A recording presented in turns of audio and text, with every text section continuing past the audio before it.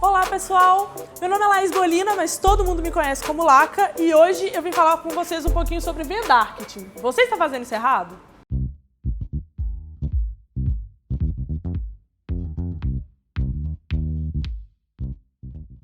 Então pessoal, hoje no Flipchart Friday a gente vai falar um pouquinho sobre vendarketing. A primeira coisa que é muito importante dizer é que essa não é uma palavra que eu inventei 5 segundos antes de começar esse vídeo. Vendarketing vem do inglês is-marketing e é exatamente o que você está pensando, a junção de duas palavras, vendas e marketing. A maioria das pessoas vê vendas muito claramente como uma forma de gerar receita para o negócio. Então, eu vejo vendas, eu penso em dinheiro, basicamente. Os vendedores são assim, a metodologia é assim. Se eu penso em gerar mais dinheiro para o meu negócio, a primeira coisa que passa pela minha cabeça é: eu preciso contratar mais vendedores. Mas quando a gente pensa em marketing, geralmente a gente associa a outras coisas, como por exemplo, marcas, a gente associa a propagandas, a gente associa a redes sociais. Mas, gente, uma coisa que todo mundo precisa entender é o seguinte: marketing e vendas existem por um mesmo objetivo, que é gerar mais receita para o seu negócio. Se o seu time de marketing não está te ajudando a gerar mais negócios, mais vendas, alguma coisa está sendo feita errada. Por isso é muito importante entender o alinhamento entre esses dois times, porque o que acontece na prática? A gente tem um funil de vendas, que também é conhecido como funil de marketing.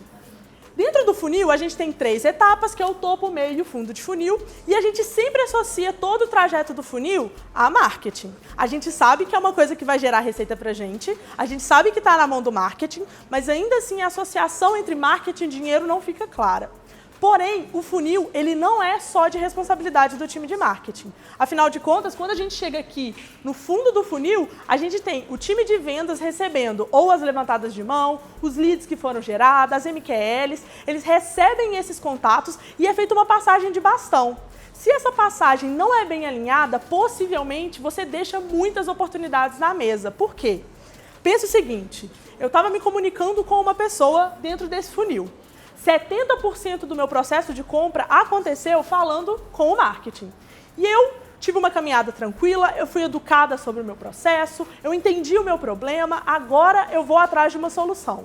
Quando eu chego para um vendedor, ele ignora completamente o meu trajeto no funil e tenta me fazer uma venda.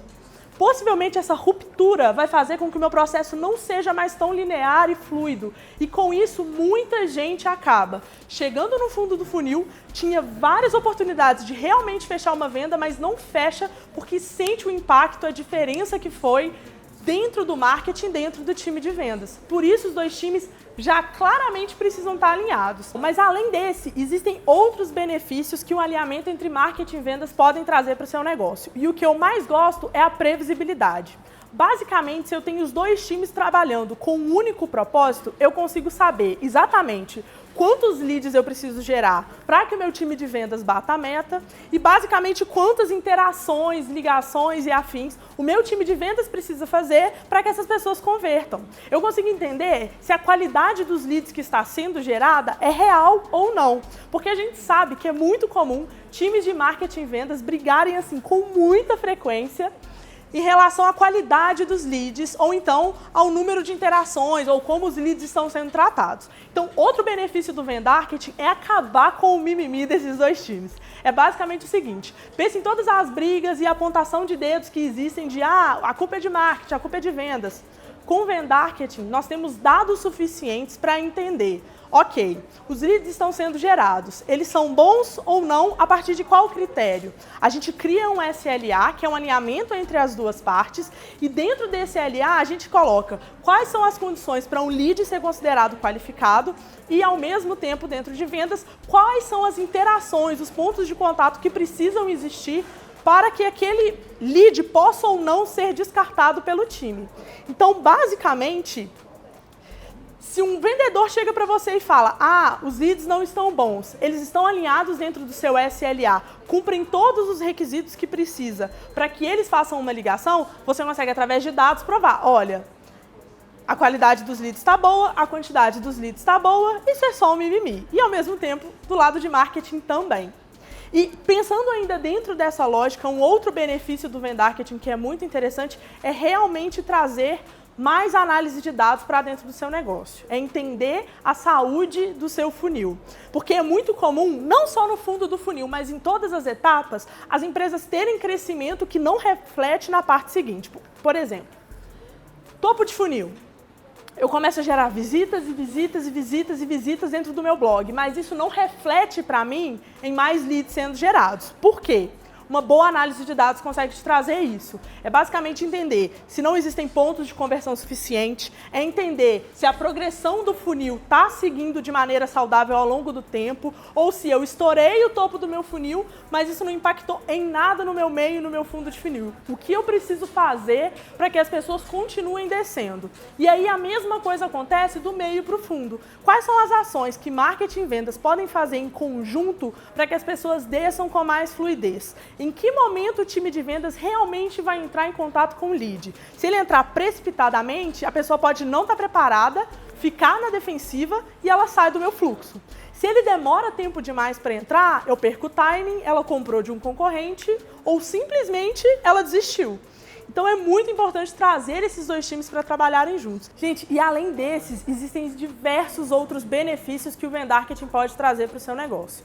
Principalmente tirar oportunidades que às vezes ficam na mesa e que você não percebe. É como se você tivesse um funil furado. As pessoas estão entrando, mas elas estão saindo e você não sabe por onde, não sabe em que etapa e não sabe qual gatilho estão fazendo elas sair.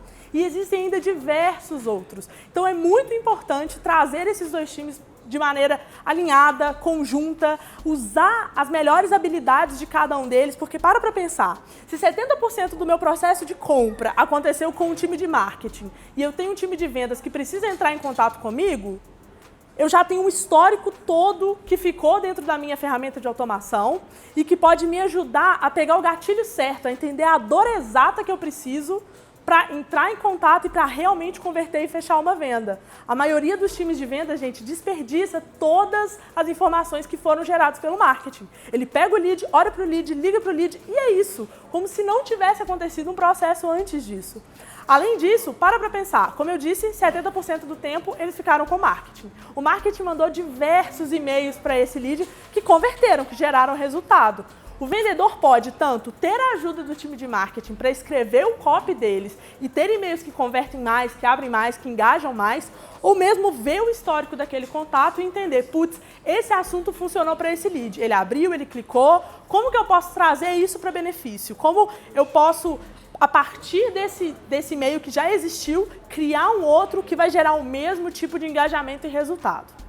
Beleza, Laca, você deu um monte de ideias muito legais, algumas talvez meio confusas para mim, mas como eu posso fazer isso na prática? Então vamos lá, gente. Como fazer Vendarketing acontecer e não ficar só na teoria e realmente colocar em prática a parte de não perder mais dinheiro com o alinhamento de marketing e vendas?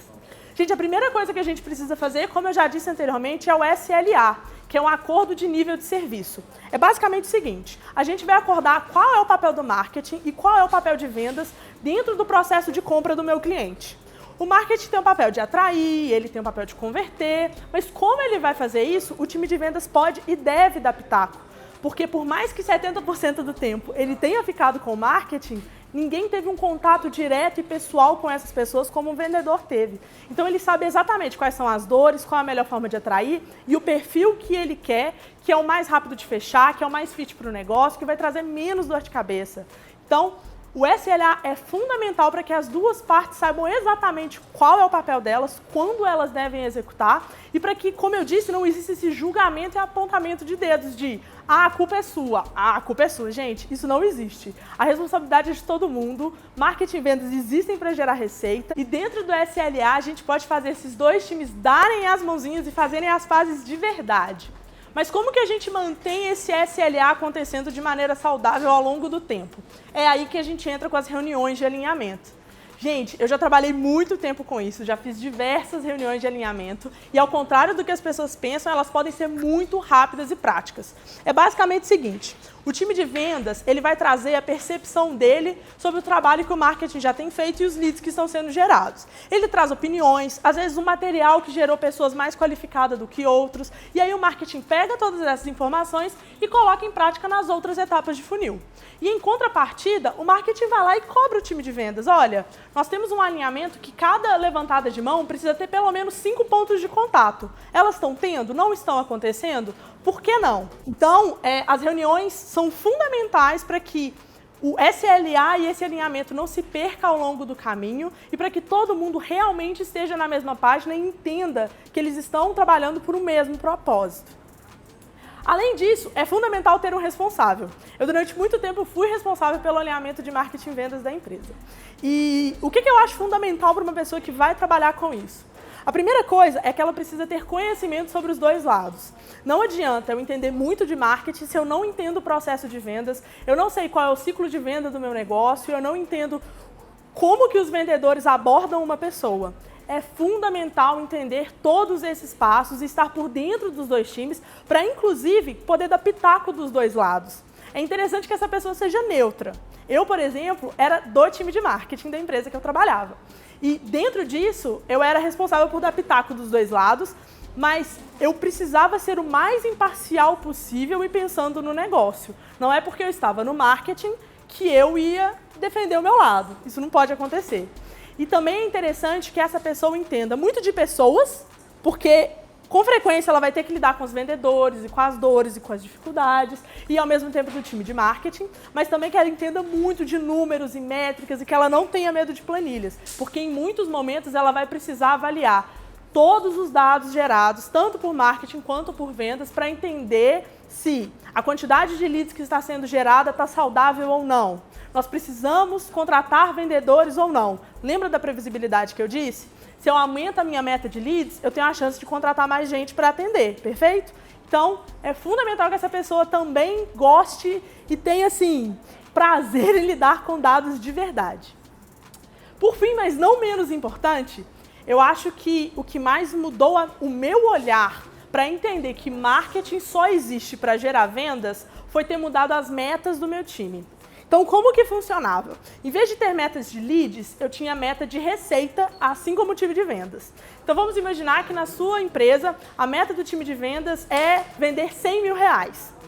A minha meta era gerar 100 mil reais em leads. Ou, se eu tenho um time de inbound e um de outbound, a minha meta era gerar, sei lá, 80 mil reais em leads e o restante seria feito através de vendas outbound. Por quê? Gente, basicamente é o seguinte, os vendedores, eles são focados em dinheiro, em receita, e eles têm essa mente, assim, 100% fissurada em gerar mais dinheiro para a empresa, porque eles trabalham com esse tipo de meta. Isso é batido na cabeça deles com frequência, as metas são agressivas, a gente sabe, na maioria das empresas. Então, eles já trazem essa mentalidade, essa naturalidade em lidar com, eu preciso gerar dinheiro, dinheiro vai me gerar dinheiro. Então, quando você traz isso para o marketing, ele entende que o que ele está gerando para a empresa não são simplesmente contatos, leads, visitas. Ele é corresponsável pela geração de receita da empresa. E se eu tenho isso e olho isso diariamente no meu dashboard, se nas reuniões de time isso trago à tona, eu tenho certeza que o seu time vai perceber melhor o impacto que ele tem no resultado final. E aí, como que a gente faz esse cálculo de meta? É muito, muito simples de verdade. Basicamente, a gente tem que pegar a meta de vendas. Então, vamos imaginar 100 mil reais.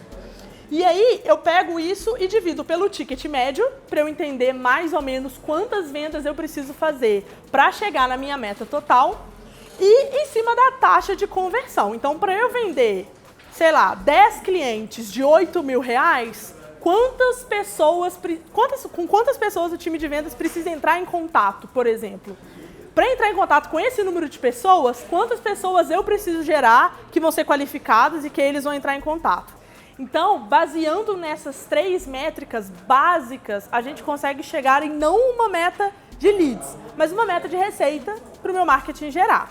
E aí existem algumas outras variáveis que vão poder influir nisso. Por exemplo, o ciclo de venda. Se o meu ciclo de venda é de, sei lá, 40 dias, não adianta eu pensar que eu estou gerando leads hoje que vão fechar ainda dentro desse mês e que vão gerar resultado. Isso não vai acontecer. Mas aí isso entra muito em caso a caso de empresa. Se existem, por exemplo, filas diferentes de venda, e aí você precisa entender como funciona melhor para o seu negócio. Mas fazendo essa conta básica para começar, eu acho que já é, assim, uma excelente forma de trazer essa mentalidade e de fazer o time de marketing funcionar também através de meta de venda. E aí, gente, no final, eu vou falar de uma coisinha assim que é um pouco polêmica, que é comissionamento do time de marketing. Como eu disse, eu sou imparcial. Eu não estou querendo fazer isso para que gere resultado para mim, até porque eu não estou dentro da sua empresa. Mas, basicamente, eu acho que é fundamental que o time de marketing também tenha um comissionamento. Porque a gente sabe que o time de vendas funciona muito melhor e gera muito mais resultado, e as empresas funcionam dessa forma justamente porque se eu dou mais comissão para o meu vendedor, a chance dele vender mais é maior.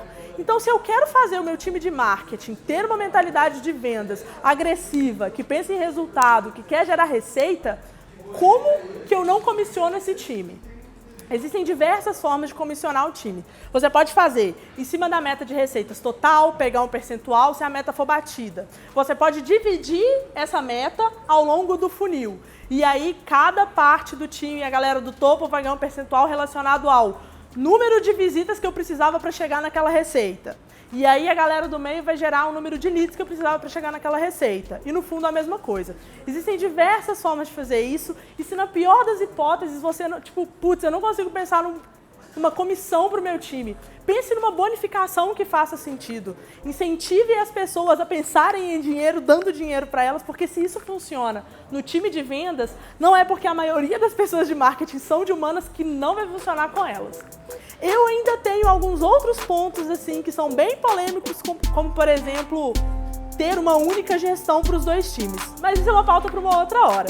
Eu espero muito, gente, que vocês tragam essa mentalidade para o time de vocês, ou que no mínimo vocês tenham refletido um pouco melhor sobre a atuação e a dinâmica entre esses dois times. Eu sei que isso tudo pode parecer meio confuso, mas gente, se você tiver alguma dúvida sobre esse assunto, eu fico à disposição. Você pode entrar em contato comigo através das minhas redes sociais, do meu LinkedIn, para a gente trocar algumas figurinhas e poder desenvolver esse processo dentro do seu negócio. Eu espero de verdade ter ajudado, e eu espero também que vocês acompanhem sempre o Flipchart Friday para trazer novas ideias para o seu negócio.